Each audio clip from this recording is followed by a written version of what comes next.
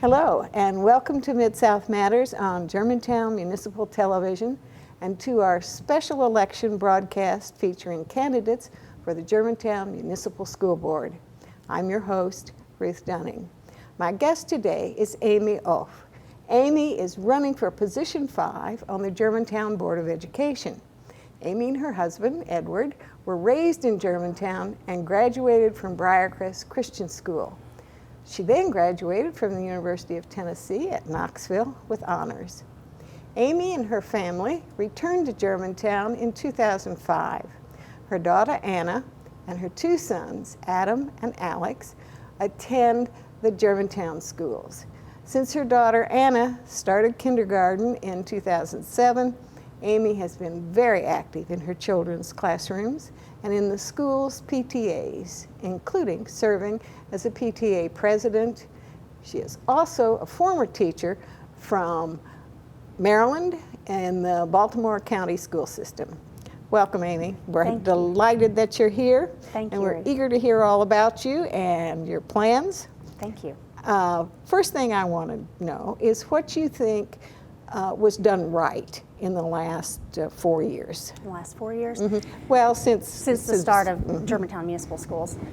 You know, the board that was elected 3 years ago had to move very, very quickly to get the doors open. They did. They had 6 months, give or take, to get those doors open, to set policies, to make financial decisions, and to establish us as a district. And they did very, very well to get those doors opened. So kudos to them for working as hard. Daunting task. Oh, it was yes. a daunting, and it took hours and hours of their time to get that done. So absolutely, getting those doors open was their biggest accomplishment. I think if you look beyond that, they've done well. Fiscally, we have a strong reserve, an $8 million reserve, which allows us not to depend necessarily on city funds to start our school year. We have the money to start the school year until we start getting state and county money later in the year. I think they've also done well with OPEB. Explain that.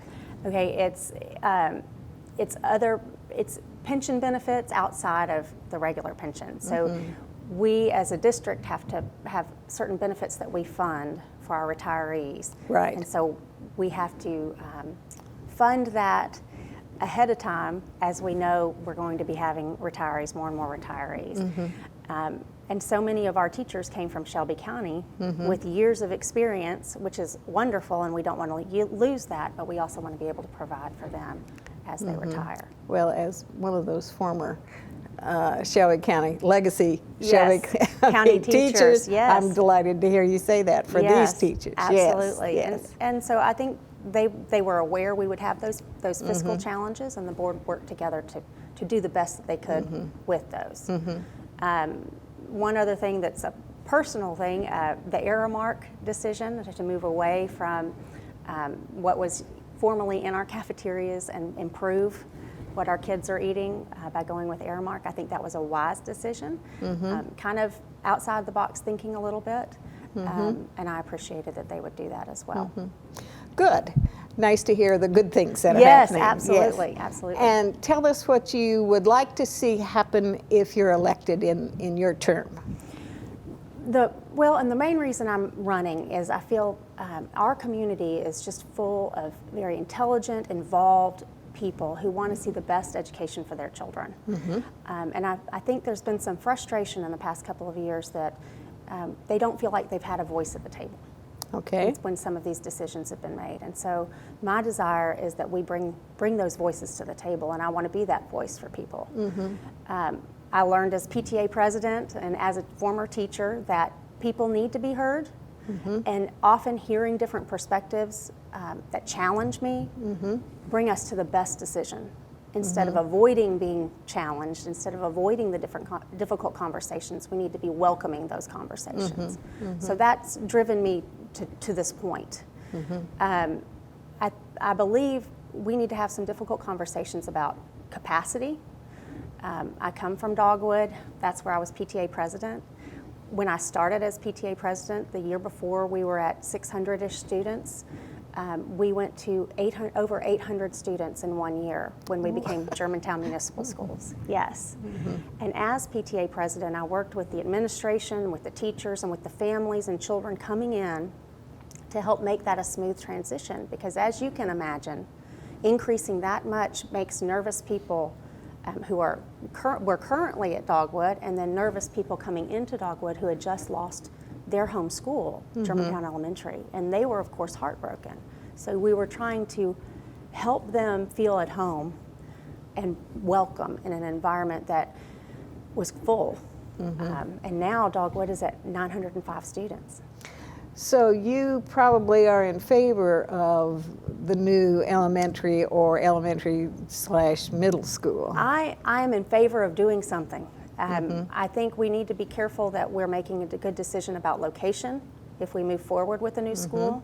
I would like to go back to the table with Shelby County and work harder for Germantown Elementary and Germantown Middle. Those are two schools we have within our borders that would solve that capacity issue immediately. And I do think some fresh faces and some open up minds and ideas could possibly make that happen sooner rather than later. But we do have to follow that dual track because we don't control Shelby County schools. They make their own decisions.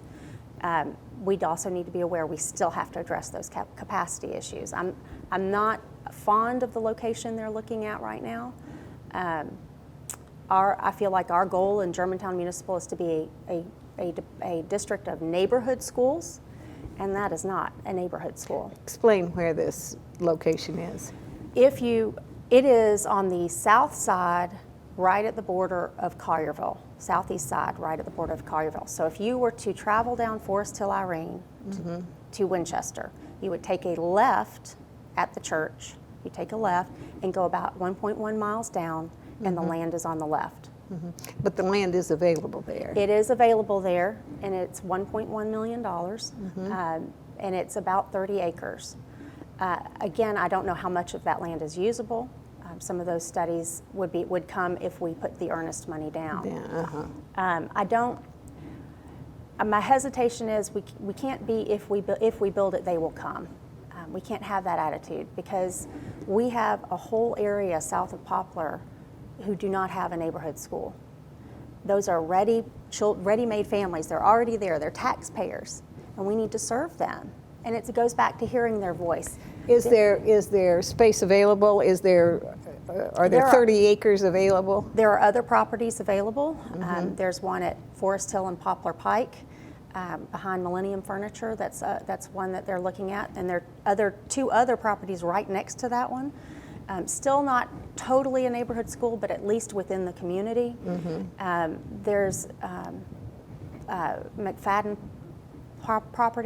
property. We don't know, I'm not sure if that's available or not, but that's 60 acres that, doesn't hurt to ask. And then there's the soccer fields right there near Germantown Elementary and Germantown Middle that are used as soccer fields, and people are willing to travel for soccer fields. So if we do buy, or if the city does choose to buy the Crestwin property, Winchester Crestwin property, maybe we move our soccer fields down there and put a school where the neighborhood is and where kids can walk and bike to school.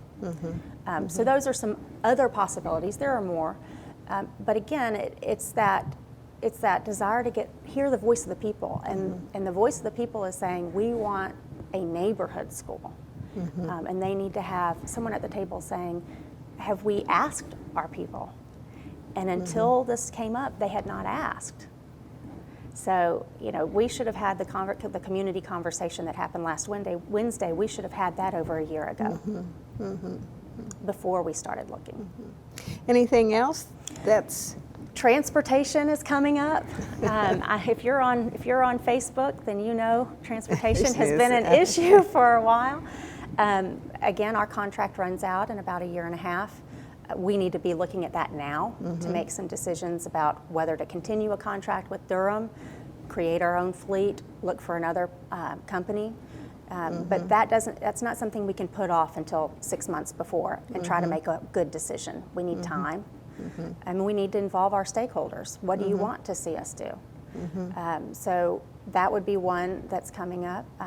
Teacher Retention, teacher recruitment and retention is huge for me as a former teacher.